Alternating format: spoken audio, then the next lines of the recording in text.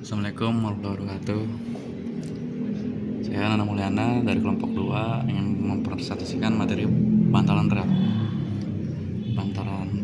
Bantalan rel merupakan suatu struktur untuk mengikat rel dengan penambat sedemikian sehingga kedudukan rel menjadi kokoh dan kuat. Fungsi bantalan rel: 1. Mengikat atau memegang rel dengan alat penambat, plat andas, dan bolt. 2. Menerima beban vertikal dan lateral yang disebabkan oleh beban-beban statis rel dan beban dinamis akibat pergerakan kereta. 3. Mendistribusikan beban yang diterima bantalan kepada struktur fondasi yang ada di bawahnya. Menstabilisasikan struktur jalan rel terhadap gaya lateral yang memaksa rel untuk bergeser ke arah luar. Penyimpangan arah lateral. 5. Menghindari kontak langsung antara rel dengan air tanah. Jenis struktur bantalan dapat dibagi sesuai dengan bahan dan karakteristik penyusunannya, yaitu 1. Bantalan kayu, wooden sleeper. 2. Bantalan besi, steel sleeper. 3. Bantalan beton, concrete sleeper. 4. Bantalan slab track. Nah, pembahasan pada bantalan seperti ini ya. Momennya, momen maksimal, fungsinya bersama momen yang terjadi.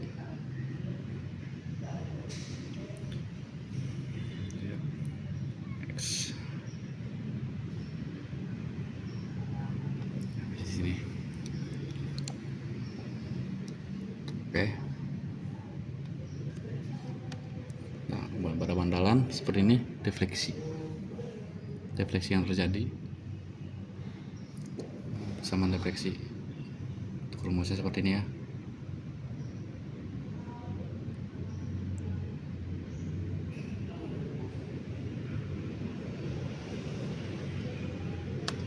Nah, distribusi beban pada bantalan.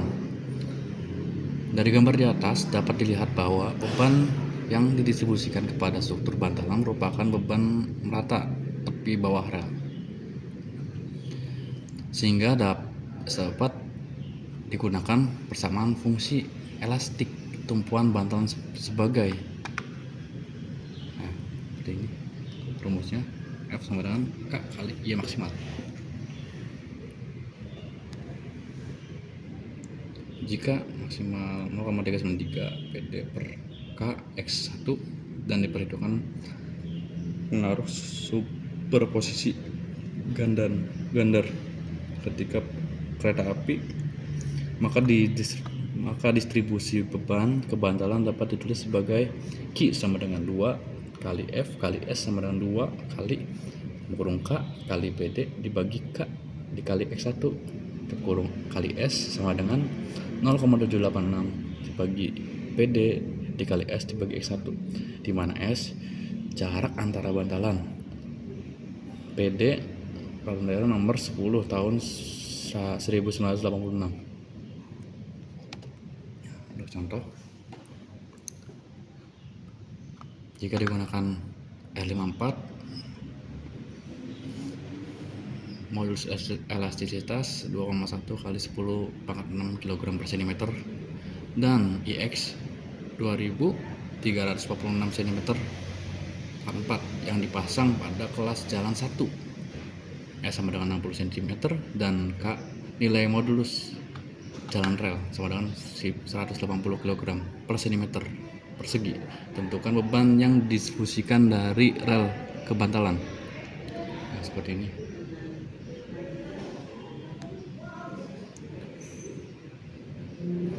Lambda sama dengan akar pangkat 4 K per 4 EI sama dengan akar pangkat 4 180 per 4 2,1 kali 10 pangkat 6 dikali 2346.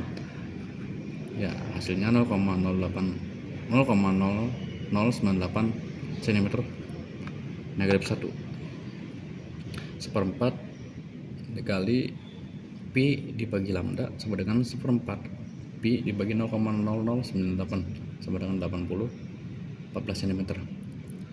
Ya, Q1 sama dengan 0,786 PD kali S dibagi X1 sama dengan 786 PD 60 80 per 14. Ya, hasilnya 0,59 PD. Kita bulatkan 60% PD. Q1, beban dari kendaraan kereta api ke Bantalan. Ya, ini ya hasilnya. Asumsi jika digunakan dalam perencanaan adalah beban gandar maksimum 18 ton, maka PS sama dengan 9.000 kilo. 9.000 kg. Untuk kelas jalan 1, V rencana sama dengan 150 km per jam. Beban dinamik PD dapat ditentukan sebagai 2 PD sama dengan 1 tambah 0,01 dikali V dibagi 1,0609 dikurangi 5 dikali PS sama dengan hasilnya 16.940,3 kg. Q1 sama dengan 60% dikali PD sama dengan 60% dikali 16.940,3 kilo sama dengan 10.164,18 kilo. Nah, bantalan kayu. Ini bantalan kayu syarat-syarat umumnya ya, utuh dan padat, tidak bermata, tidak ada lubang bekas ulat, tidak ada tanda-tanda permulaan lapuk kayu, kadar air maksimum 25%.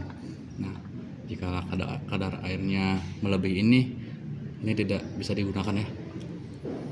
Bantalan kayu harus terbuat dari kayu mutu A dengan kelas kuat 1 atau 2 dan kelas awet 1 atau 2. Peraturan konstruksi kayu Indonesia 1961. Ya, contohnya ya, jenis-jenis nama-namanya. Nama-nama kayu yang layak kita gunakan untuk konstruksi kayu bantalannya.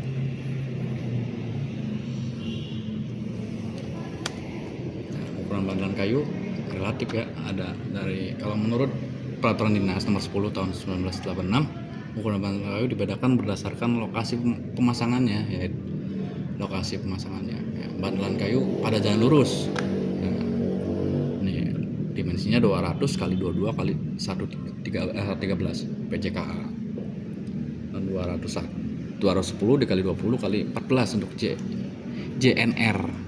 Untuk bantalan kayu pada jembatan itu dimensinya 180 kali 22 kali 20 PCKA dan 180 kali 22 kali 24 JNR. Untuk kelas kayu maksimum, momen maksimumnya maaf ya, nih untuk jenis tegangan izin untuk setiap kelasnya ya, nih nilai-nilainya. Sumber dari PKKI tahun 1961. Perencanaan dimensi bantalan kayu ya, perencanaannya ini dengan rumusnya.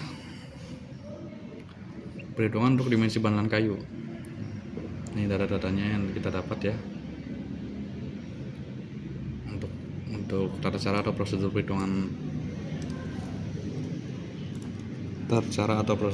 dijelaskan sebagai berikut ya.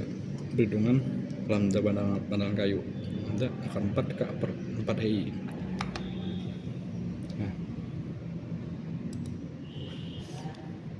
Nah, untuk perencanaannya MCD Q per 4 lambda sama dengan 1 dibagi sin lambda L tambah sin H lambda L 2 cos H pangkat 2 lambda A cos 2 H C H 2 lambda C dan cos H lambda L dikurangi 2 cos pangkat 2 lambda A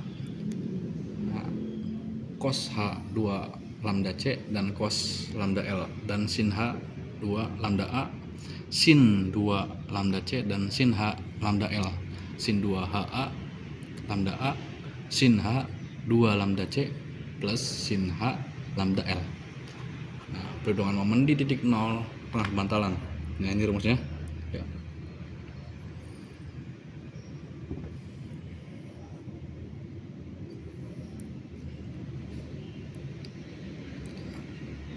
Ini keterangan ya untuk contoh. Jika digunakan data bantalan, data tersebut hitung momen yang terjadi pada bantalan akibat pengaruh superposisi beban dan momen.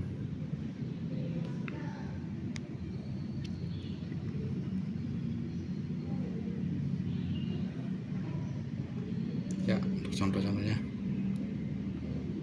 Bantalan baja langsung keunggulannya, umur bantalan yang relatif panjang, memiliki berat struktur bantalan yang ringan, dimensi bantalan yang tepat, kemudahan dalam pemasangan dan pengangkutan, keretakan yang terdapat pada bantalan beton dan kayu dapat tereliminasi karena besi atau baja memiliki elastisitas yang lebih besar, rel yang menerus. Untuk kelemahan dalam stabilitas lateral dan aksial yang kurang baik disebabkan berat sendiri bantalan besi yang kecil 47,1 kg dan gesekan di antara permukaan bantalan dengan balas relatif lebih kecil sehingga tidak bisa dipakai untuk jalan dengan kecepatan tinggi dan pemakaian rel yang menerus, dan untuk pemakaian bantalan besi di daerah yang sulit, kering, dan sering terendam risikan terhadap karat. Baja nih ya. Terus contoh bantalan baja. Gambarnya ya. Bahan besi pada bagian tengah bantalan dan bagian bawah rel harus mampu menahan momen sebesar 650 kg sehingga tegangan izin bantalan besi adalah 1600 kg per cm persegi, dan momen tahanan bantalan besi minimal 40,6 cm kubik.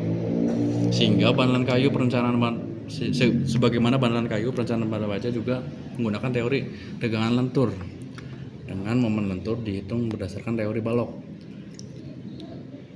sehingga di atas tumpuan elektris dengan persyaratan tahanan momen dan tegangan izin yang dipakai, maka beban yang dapat diterima akan terhitung baik beban statis maupun dinamis.